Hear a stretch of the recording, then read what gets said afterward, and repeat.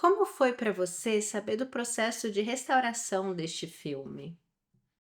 Não, eu pirei, né? Eu pirei, porque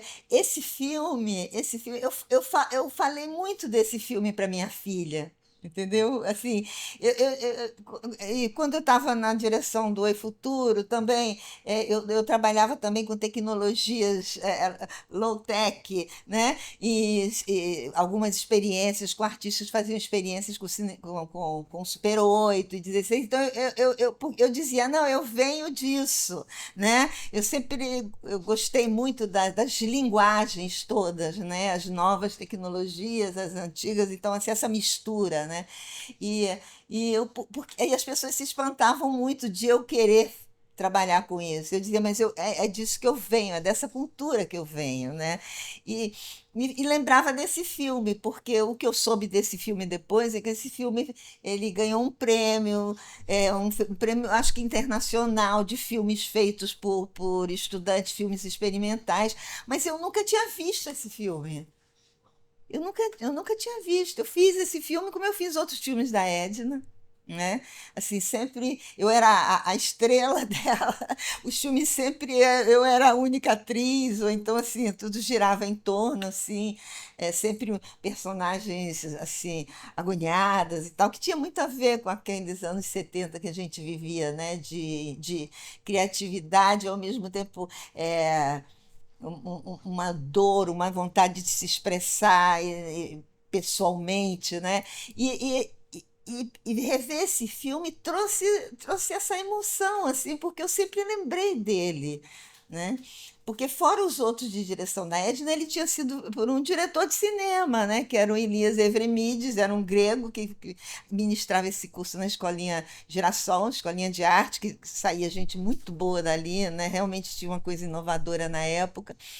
E, e ele ficou com esse filme ficou só na minha memória. Quando eu vi através o e-mail do Cláudio falando disso, pô, eu fiquei louca, né? E quando eu revi, eu fiquei assim, chapada de reencontrar tanto tempo depois, né? Esse filme ali está 73, mas ele é anterior. Ele foi filmado, eu acho que em 72, início de 72, né? Então, assim, eu tinha 20 anos, 19, 20 anos, 19 anos, né? Então, reencontrar a si mesma assim, né? Em movimento, né? Porque hoje é fácil, tudo você grava com as tecnologias, mas naquela época, né? Um filme, fazer uma imagem em movimento, você tinha que ter uma câmera, e depois as coisas se perdiam, era complicado, né? E aí, 20 anos depois, eu topo com aquela menina cheia de. Eu era atriz também naquela época. Nós estudávamos jornalismo na UFRJ, aqui do Rio, né? Eu, a Edna, e, e reencontrar aquela pessoa cheia de sonhos, querendo transformar o mundo, né? Todos meio hippies, porque naquela época você ia para a luta armada, ou você era de esquerda e tudo mais, ou você era, vamos dizer, hippies, chamados os hippies, né? Da paz e amor, mas também como forma de expressão, né? Nas roupas, no comportamento. Então, eram anos muito de liberdade, liberdade sexual, liberdade de pensamento, ao mesmo tempo na ditadura mais ferrenha que o Brasil viveu, né? Com o ditador mais terrível, né, da história do Brasil, né, na ditadura, que foi o Garrastazu Médici, né?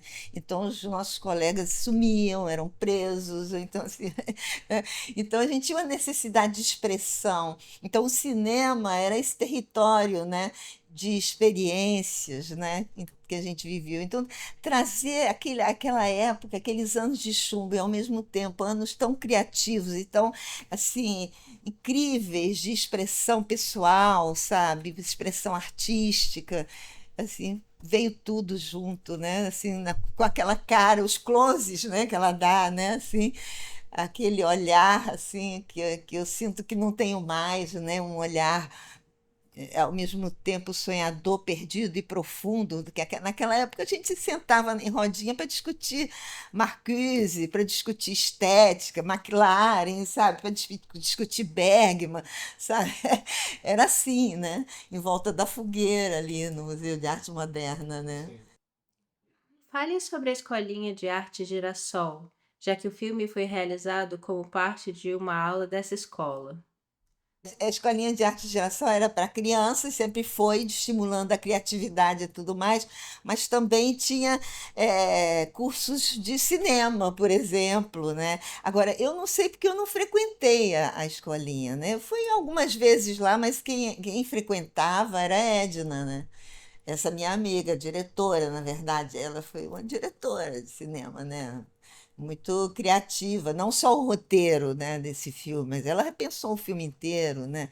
Então, assim, ela que frequentava a escola. Naquela época eu entrei para a faculdade, trabalhava em jornal, ia ao cinema, shows meia-noite, ia à Cinemateca do Mãe, era uma vida assim, de uma turbulência e de uma efervescência cultural, né? Meia-noite a gente ia para o Cinema 1 ver filme.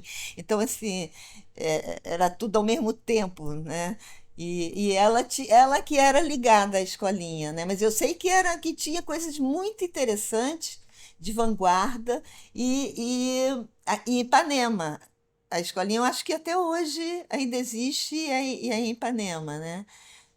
Pode ser que tenha, na história da escolinha, você tenha alguma referência. Você chegou a entrar em contato com a escola? Ah, eu mandei mensagens e eu não recebi resposta. Hum. Vou tentar passar lá para ver. Eu fiquei inteira, porque eu achei tão bacana isso que você fez, essa coisa de você pegar esse filme, sabe? Porque é uma linguagem tão daquela época, sabe? Assim, ele traz uma época que é muito pouco retratada, sabe? Agora não, né? Com o filme Ainda Estou Aqui, traz um pouco, traz essa época, né? O lado, né? Pois, Dessa casa que era aqui também, né? Era no sim, Leblon, né? Aqui perto, né? questão do Enf- final. Enfim, mas se fala muito pouco dessa juventude, né? Assim, a Gal Costa,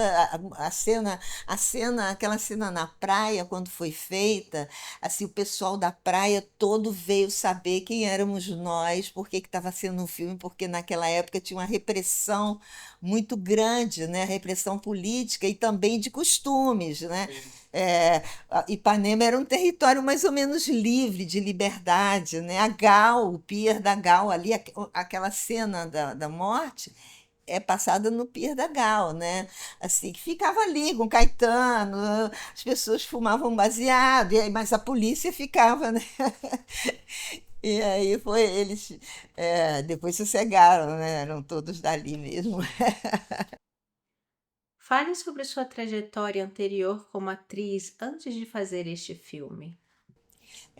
Na verdade, assim, a minha carreira de atriz foi uma carreira muito pequena, nada, né? Quase nada, né? Na verdade, eu fiz um curso de teatro na adolescência, né? Com 16, 17 anos, eu fiz com o Valdir Onofre, que era uma figura maravilhosa. Ele era um ator negro do cinema brasileiro, ele fazia sempre papéis como de bandidos, né? Ele trabalhou muito com Miguel Borges, não sei se você, né? Agora está passando Assalto ao Trem Pagador, né? Aliás, hoje você vai ver, né? Eu acho que é o Assalto ao Trem Pagador que está passando na Cinemateca hoje. Enfim, e fazia teatro também infantil, né? Então eu trabalhei em várias peças de teatro infantil, mas coisas assim, né? Nada profissional, nada profissional. Naquela época, mais ou menos um pouco antes, eu trabalhei com o Rogério Frois, o ator Rogério Frois, até hoje está aí, e como diretor ele dirigia o teatro onde eu fazia, era o Teatro Arthur Azevedo, né, em Campo Grande, onde eu estudava e trabalhava e assistia tudo, participava, né, do dia a dia do teatro. Então, aí. eu entrei para a faculdade, conheci a Edna e ela, então, eu fazia com o Rogério Foz teatro nas escolas, a gente ia para favelas, montava o cenário, desmontava, era uma coisa assim, e naquela época eu tinha que escolher entre ser jornalista ou ser atriz, então, assim, uma questão até de sobrevivência, né? Mas é, e eu entrei para o jornalismo, mas também fazia esses filmes com a Edna, porque ela era muito criativa e eu tinha uma necessidade de expressão também, então eu virei a atriz dela. Mas naquela época eu frequentava todos os dias a Cinemateca do MAN, né, para aqueles debates, aquelas coisas todas, e ali. Um dia, a Heloísa Buarque, que hoje é a Heloísa Teixeira, né, da Academia Brasileira de Letras, a Heloísa era minha professora na Escola de Comunicação.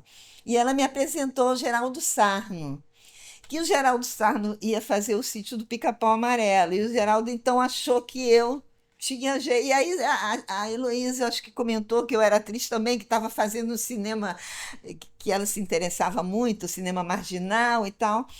Me apresentou a ele me convidou então para participar do filme.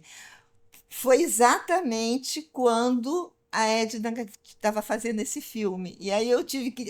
Ali era ou eu viro atriz mesmo, né? Ou eu continuo fazendo as minhas experiências e vivendo a minha vida. Eu falei: olha, eu não vou poder porque eu estou fazendo filmes, então eu priorizei a Edna a entrar na carreira de cinema.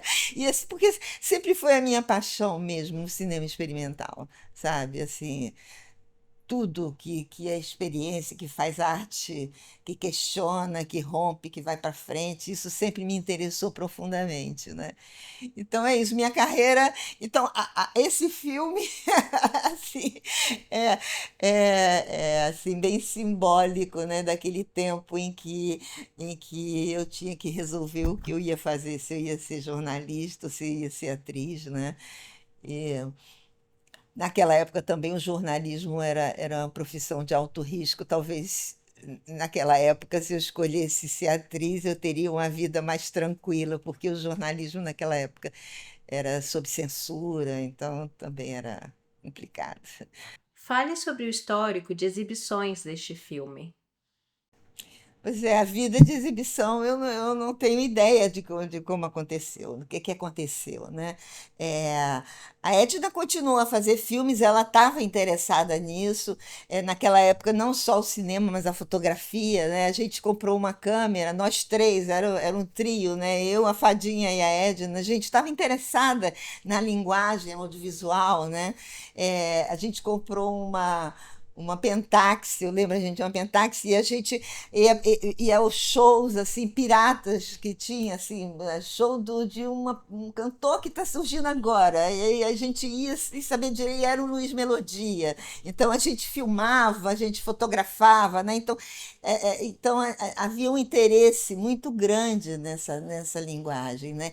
Mas como expressão mesmo, e como aprendizado, e como treino, como expressão artística, né? Mas não tinha pretensão artística. A Sim. gente sabia que não havia espaço de exibição para esse tipo de coisa, a não ser em cinematecas e em coisas muito restritas, né? Cineclubes e tal. O que eu soube foi que teve esse prêmio, eu soube que teve. Ele ficou, não sei, no MAN, talvez, aqui, acho que não. Eu perdi o contato. E um pouco mais tarde, esse filme ficou muito com ele, né, com o diretor, e a Edna foi para Pirenópolis. Foi essa época que a gente se separou e se perdeu, né? Ela foi para Pirenópolis, em Goiás, onde ela criou a primeira cooperativa agrícola macrobiótica em Pirenópolis, e ela virou uma figura assim lendária de Pirenópolis. Quando eu fui lá agora, recentemente, procurá-la, que é aí que eu soube da morte dela, todo mundo conhecia ela, a Dona Edna, então ela foi muito importante lá, mas ao mesmo tempo ela sofreu muito preconceito, era uma cidade pequena, ela era muito considerada hippie, né? Então, assim, tinha um modo de vida bem paz e amor, anos 70. Sim. Então causou alguns conflitos lá, mas depois ela trouxe muito progresso, ela levou pessoas interessantes para lá, então a população tem ela assim como uma benfeitora, né? E ela, então, não sei, acho que parou de fazer cinema, Faz sentido. né? Mas ela chegou a ter uma produção, especialmente em Super 8. Depois ela tinha aquela câmera em Super 8. Eu lembro de um dos filmes assim, a gente fez na casa do Sérgio Amaral, que era um poeta também assim da geração dos anos 70, em Santa Teresa. Era um filme que a personagem ela tentava se expressar, sempre tem uma coisa da expressão, né? Desenhava, escrevia e tal, e depois fazia xixi em cima do que você, personagens assim, sabe? Eu lembro que a família da Edna, a casa da Edna, aqui na Avenida Atlântica, né?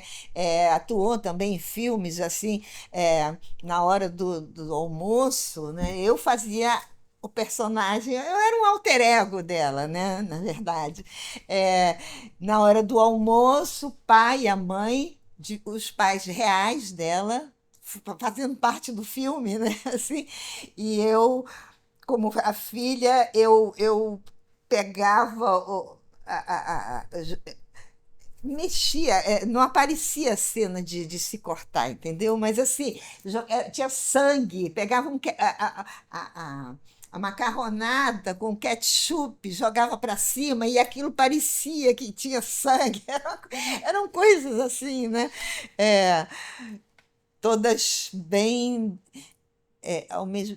A gente olhando agora, a gente acha engraçado, mas coisas bem profundas e pesadas, sabe assim, porque nós vivíamos tempos de criatividade e de os anos de chumbo, né? Então, assim, de negror, né? De censura e tudo. Então, tinha que partir para coisas muito metafóricas, né? Assim, da situação da juventude que não consegue se expressar, né? Como está no filme, né?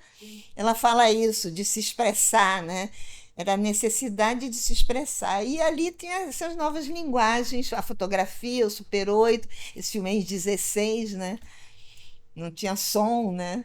Sempre com legendas, como se fosse um cinema mudo, é um cinema mudo, né? Fale sobre o que aconteceu nos bastidores deste filme. Como foi a pré-produção? A produção era toda da própria pessoa, né? Por exemplo, nesse filme, assim, você vê que não aparece nem o nome dele como diretor, né? Pô, eu acho que ele ainda trabalhou esse filme depois. Ele era, eu acho que ele dava aula na Escolinha de Arte de Girassol. Ele era o professor. E a Edna apresentou o projeto dela. Então, é um roteiro. Todos os amigos dela participaram, foi na casa dela, na rua que ela morava. Ela fez toda a produção. Ela também dirigiu esse filme também, junto com né? É, e depois ela teria que fazer alguma coisa para mostrar, mas ela não tinha essa vontade, não havia essa vontade, né? Não havia uma estrutura, não havia como. Então, ele, como era mais conhecido e era um diretor, né? Quer dizer, conhecido, eu conheci ele fazendo, mas enfim, ele que ficou de fazer alguma coisa com esse filme.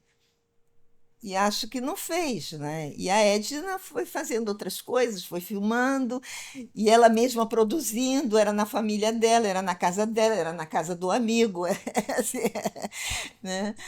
É, mas não tinha uma estrutura, né? Não tinha essa estrutura. Tinha os filmes marginais, né? Então você tinha muita coisa experimental e a Cinemateca do MAM mostrava muita coisa. Mas ela era uma estudante de jornalismo e uma pessoa ligada no audiovisual, mas ela não era uma profissional do audiovisual, né? Assim, então tinha aqueles filmes experimentais do Julinho Bressani, muita coisa a gente via ali, mas não tinha um espaço para a juventude assim. Era muito, era muito. Não era amador, mas não é que era, não é amador. Ela não era, ela era uma pessoa que entendia de cinema. Ela escrevia sobre cinema, entendeu? Ela estudava cinema, né? Não é que ela fosse amadora, mas é que assim, ela não tinha nenhum reconhecimento, entendeu? Não chegou a ter uma carreira. Foi uma época muito curta, eu acho, de 72 a 74, 73, quando ela foi para Pirenópolis, né? E você recebeu um roteiro? Você recebeu alguma direção específico quando você estava lá? Você estava entendendo a estrutura do filme? Sim, sim, Tipo, sim, isso estava sim, explicado para você sim. antes de começar? Como era esse processo? Eles entregaram para você um roteiro explicado? Sim, sim, sim, eu tinha noção. Apesar do filme ele ser todo fragmentado, né? Ele começa no presente, aí ele vai para o passado, aí tem um outro passado, são várias camadas de tempo, né? O filme se passa, eu acho que em 4 camadas de tempo, né? Fale sobre o experimentalismo de O Cálice do Medo. Porque era novo, era ousado, era novo, né? Quer dizer, a gente vinha assim, a nossa formação era Glauber Rocha, né? Assim, no teatro, eu lembro, por exemplo, com 16 anos eu vim em Ionesco, entendeu? Assim, o teatro absurdo. Então tinha um movimento, tinha o Luiz Buñuel, sabe, assim, fazendo coisas, né? Que iam rompendo. Assim, e essa iniciativa dela, por exemplo, como estudante universitária na época era assim de continuar essa história, né? De experimentar, de ir mais, de criar uma linguagem, né? Porque já havia uma linguagem muito forte na poesia, né? Na poesia marginal, a poesia dos anos 70, né? A Elô Teixeira, né, Buarque, ela estuda isso até hoje, ela traz a geração dos anos 70 até hoje, né? Assim, na fala dela e tudo mais, né? Mas assim, a gente é, é, ela falou uma vez uma frase, a gente é datada, ela falou para mim, a gente é datada, né? E eu digo isso, eu sou datada, eu fiz uma tatuagem do Paz e Amor aqui, da pata de ganso. Aí agora, você vê a questão dos tempos.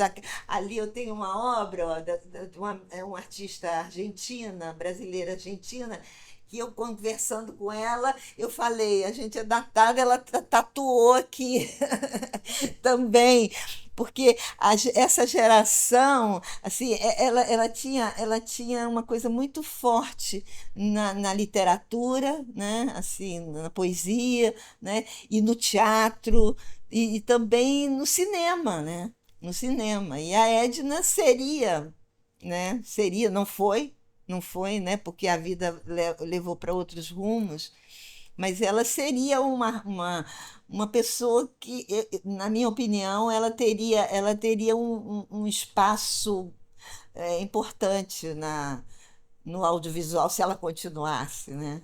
Se ela continuasse.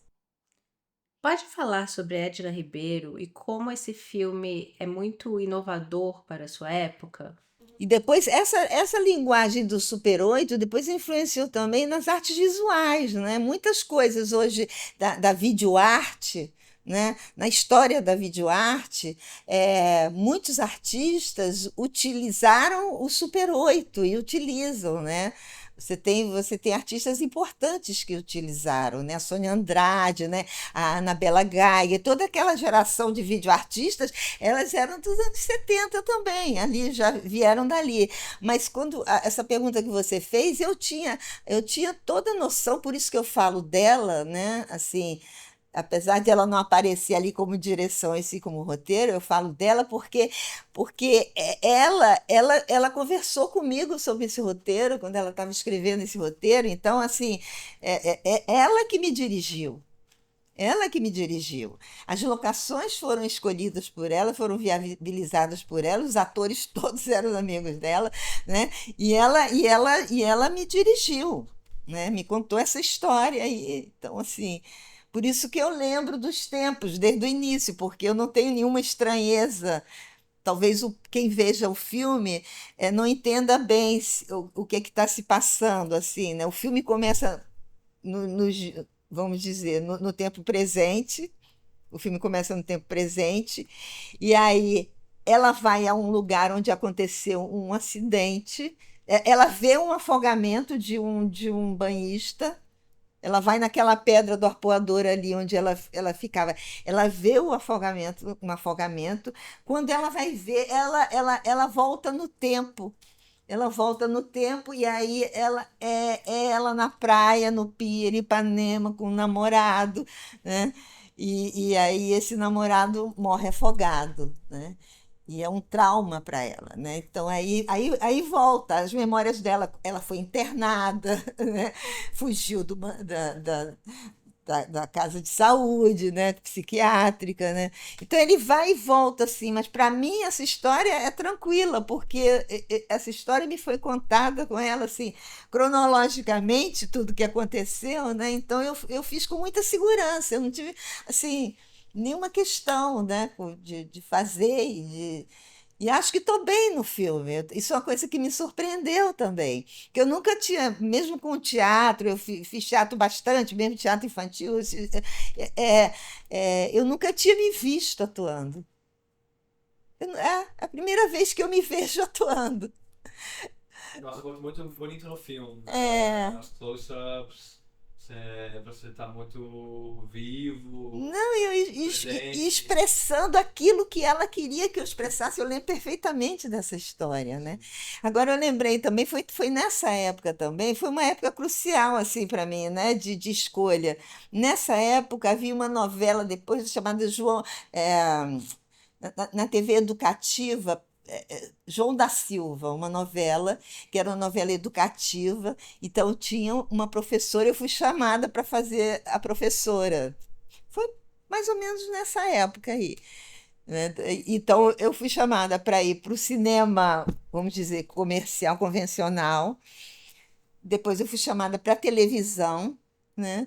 Nessa mesma época, e para mim o que eu queria fazer era o cinema alternativo, marginal, e com a minha amiga Edna atrás da câmera, porque ela era uma pessoa genial, entendeu? E que merecia ter. Mas aí cada um foi para um lado. Eu fui para o jornalismo, depois para a área de cultura, a Fadinha foi para a área espiritual, né? Ela faz o parto, ela trouxe o parto de cócoras para o Brasil, ela é uma autoridade nesse assunto, e a Edna foi para Pirenópolis fundar uma comunidade, né, de alguma maneira, e esse era típico daquela juventude do pessoal da Escola de Comunicação da UFRJ. A minha turma, poucos se formaram, terminaram o curso, ou eles saíram do Brasil, foram perseguidos, gente foi presa, né, e, enfim. Na sua opinião, sobre o que é este filme? O que ele está tentando dizer? Esse filme era sobre a necessidade, assim, fundamental de expressão daquela juventude, de expressão de sentimentos, de expressão de dor, né? Havia muita dor, a gente perdeu amigos, muita gente foi presa, muita gente foi torturada, muita gente saiu do Brasil, né? Essa era a juventude dos anos 70, né? Você não podia se reunir em qualquer lugar, né? Se você sentasse ali no gramado, ali no Man, sempre a polícia chegava e revistava todo mundo. Você andava na rua, eu era revistada. Todo mundo, jovem, sabe? Na universidade, a gente tinha, ao lado da delegacia, na UFRJ, na Escola de Comunicação, tinha um bar que a gente não tinha como se expressar, a gente comprou uns instrumentos musicais e a gente ia para lá depois da faculdade e tocar. A polícia chegou e levou os instrumentos, entendeu? Você não tinha espaços de manifestação, né? Política, né? Política, principalmente, né? E aí você passou para a necessidade de se expressar através dos costumes. Foi aí que foi a juventude que surgiu a pílula anticoncepcional, né? Assim, toda a música brasileira de protesto, havia censura, né? Então sempre se procurava formas de que a gente pudesse se expressar sem dizer diretamente qual era a dor que acontecia com aquela juventude, né? A dor de não poder exercer a sua palavra, a sua voz, né? Então, assim, a arte era a maneira, a busca da arte foi a grande maneira. Tanto é que, por incrível que esse paradoxo, né, nos anos 70, com o máximo da censura no Brasil, foi onde a cultura mais floresceu na sua genialidade, né? O Chico Buarque, o Caetano, né? Os novos, Tom Zé, né? E todos eles ainda estão aí, né? Assim, sabe? É, Chico, né? O Chico tinha pseudônimo, né? Era o Julinho de Adelaide, para poder a censura, porque Chico Buarque já olhavam, já, né? Tendo que usar pseudônimos, tendo que usar, né? Artifícios, né? E arte para poder falar da falta de liberdade, que eram os anos 70, né? A Certo. gente criava uma liberdade, buscava uma liberdade individual de expressão. Esse filme é sobre isso, né? É claro, depois na legenda, né, na fala, ela diz isso, de expressar o cálice do medo. Por que do medo, né? A gente vivia com medo. Medo de ser preso, medo sabe, de sumir, né? As pessoas sumiam, né? Então, é por isso esse filme, o título dele diz o que é o Cálice do Medo, né? E ela faz uma redenção através de uma coisa meio espiritualizada, que sai um anjo, né? E ela não bebe o cálice, né? Ela não bebe o medo, né? Porque ela conseguiu se expressar. É isso que o filme conta, né? Ela joga sobre si mesmo e volta ali para aquela posição de útero, né? Do feto, né? Fetal, né? Consigo mesma. Mesmo ela se expressando, ela volta, né? Porque eram tempos de silêncios. E só a arte gritava, rompia. A arte era a maneira de romper, né? Ao assistir este filme, de quem você se lembra? Quais são os nomes das pessoas? Quem eram elas? Dali, por exemplo, a fadinha, Maria de Lourdes Teixeira, né? Mas ela chamava de Fadinha, ela não aparece no elenco, por exemplo. Ela tem uma participação no final, ela não aparece. Eu acho que o João Carlos era um poeta. Eu acho que ele já se foi. Muita gente já não está aqui. Muita gente não está aqui. É, aquela cena em que vem o rapaz com a bolsa tiracolo, totalmente anos 70, andava com a poesia marginal, era o Mig. Era o Mig, tocava flauta também, entendeu? Assim, não era uma coisa assim eram pessoas que você conhecia, ia e vinha, entendeu? Não, não sei delas. Não sei. A Edna foi para lá, né? A Fadinha, mas não sei. O Elias Evermides, eu procurei, né? Quando eu recebi teu e-mail, eu procurei para ver. Eu só encontrei o irmão dele, dizendo que é cineasta, mas não fala dele. Não fala dele. Eu acho que ele era grego, né? Acho que ele foi para a Grécia. Eu ouvi falar que ele foi para a Grécia, mas nunca mais eu vi. E esse filme se perdeu, ele ficou intacto na minha cabeça. E aí, por isso, né, que eu falo dele quando eu falo dos anos 70 assim, com a minha filha, isso que você perguntou, né? Eu falo as coisas que eu fazia. A minha filha sempre dizia assim: eu queria ter nascido nessa década.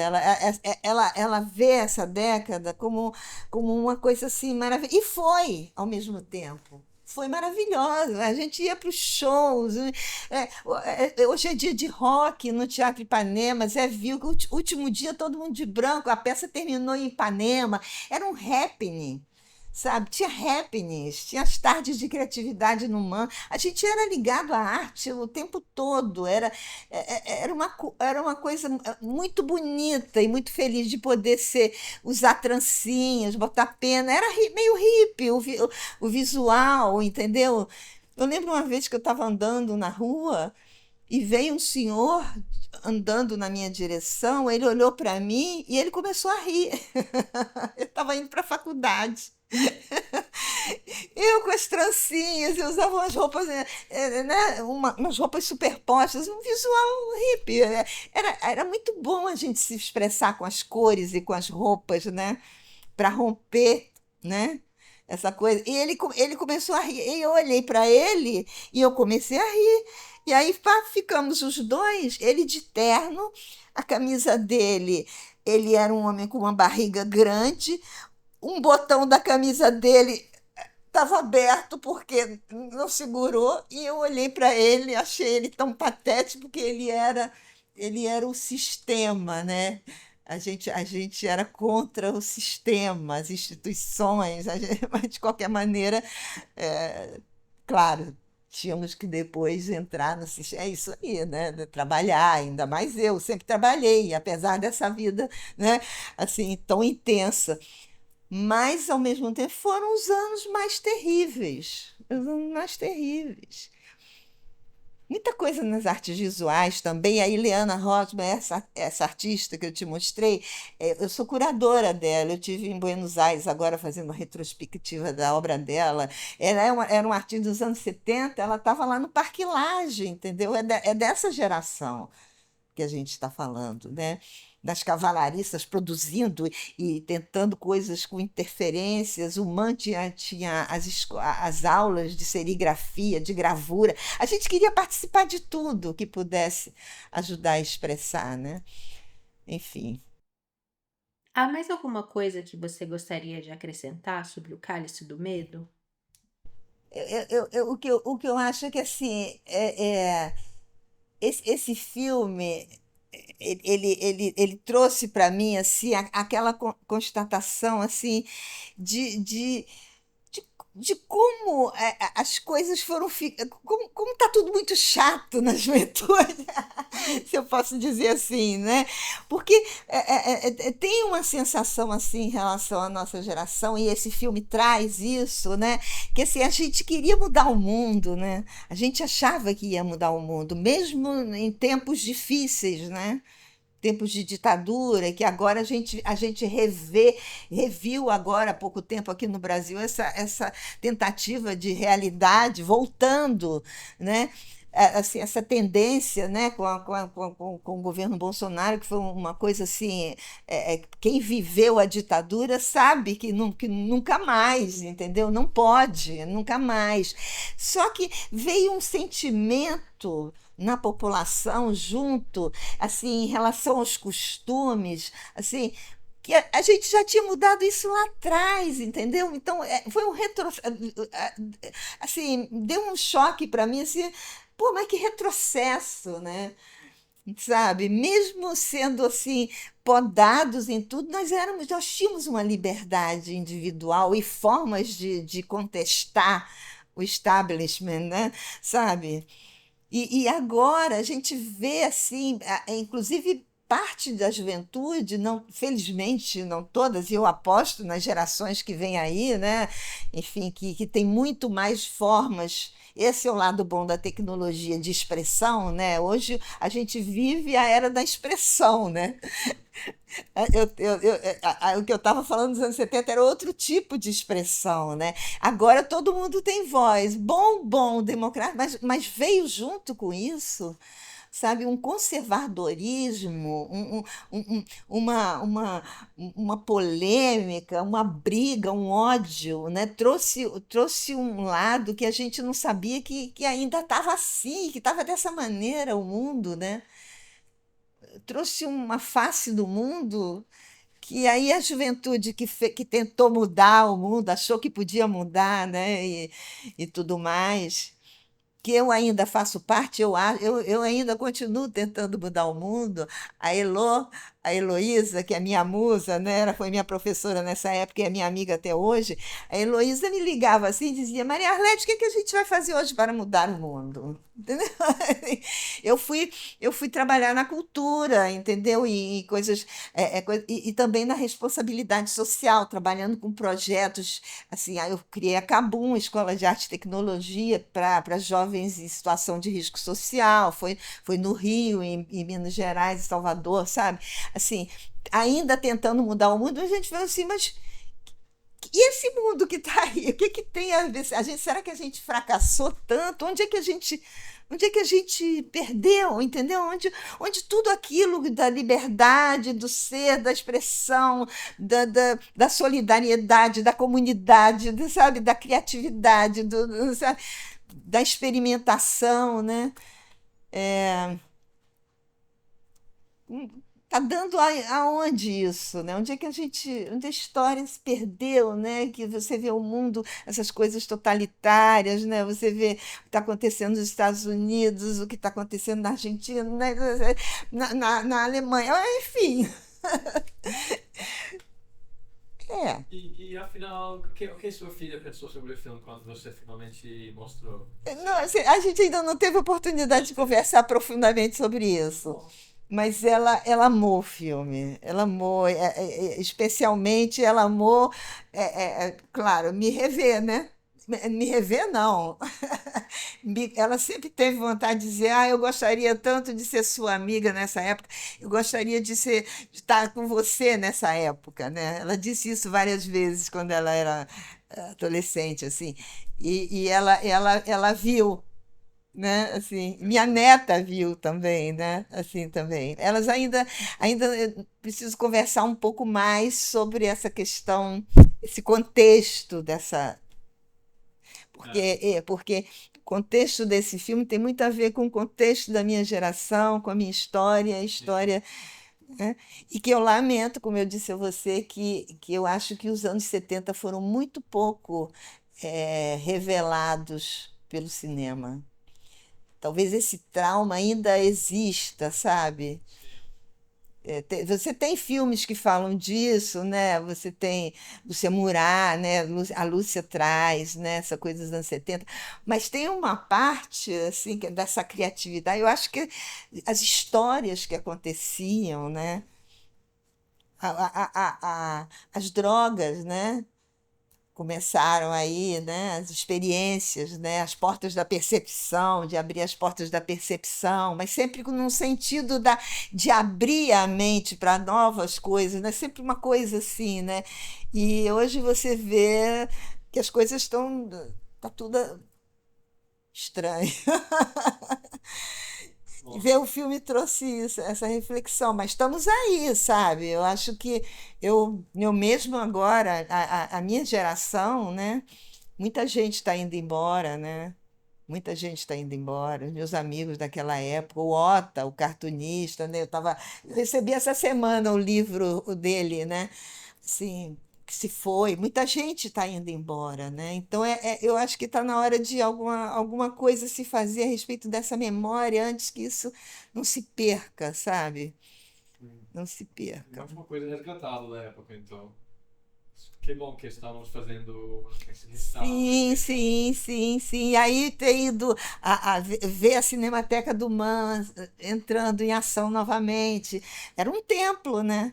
Ali era um templo dos cinéfilos, né? Sim, É como se fosse o Beato indo à missa todos os dias, né? Tinha que passar no MAN, né? exato. Você saía da universidade, saía do trabalho, você dava uma passada no MAN, ali na Cinemateca, conversava sobre cinema ali naquela cantina. Eu comi uma empada na cantina agora, sabe? Assim, e vi algumas pessoas lá, são pessoas que frequentavam também, né? São pessoas que ainda estão aí, estão trabalhando, estão fazendo, estão querendo fazer coisas, né? Eu trabalho com arte e tecnologia, né? Assim, é, o Oi Futuro agora tá num outro momento dele, mas trouxe uma contribuição assim muito forte, né? A gente vê, por exemplo, hoje nas comunidades, a juventude das comunidades pegando em câmeras e tal. Quando a gente fez a Cabum, não existia isso, né? A gente fez cursos de vídeo, fotografia, design gráfico, sabe? Para meninos das comunidades, né? Tá. E com computadores Macintosh de última geração, assim, a gente botava o máximo para quem não tinha nada, entendeu? Isso continuou, né? Ainda tem muita gente fazendo, as organizações não governamentais continuam fazendo esse trabalho, mas é preciso fazer, né? Trazer de volta esse espírito, né? De projetos que queiram transformar o mundo, né? Transformar no bom sentido. Sim, até da permanência. Eu lembro, por exemplo, o Partido Verde, quando surgiu, os verdes eram ridicularizados, né? Os hippies que falavam de uma vida mais natural, muito, nós éramos macrobióticos, começamos a comer macrobiótica, isso tudo, né, veio com essa juventude, né? O- Claro. Entendeu? Então, assim, a gente tinha uma ideia já do planeta, sabe? A teoria Gaia, a gente já pensava nisso de forma mais cósmica, sabe? Mais planetária, né? E aí que surge esse filme. Através de todas essas coisas. Pois é, traz tudo isso, assim.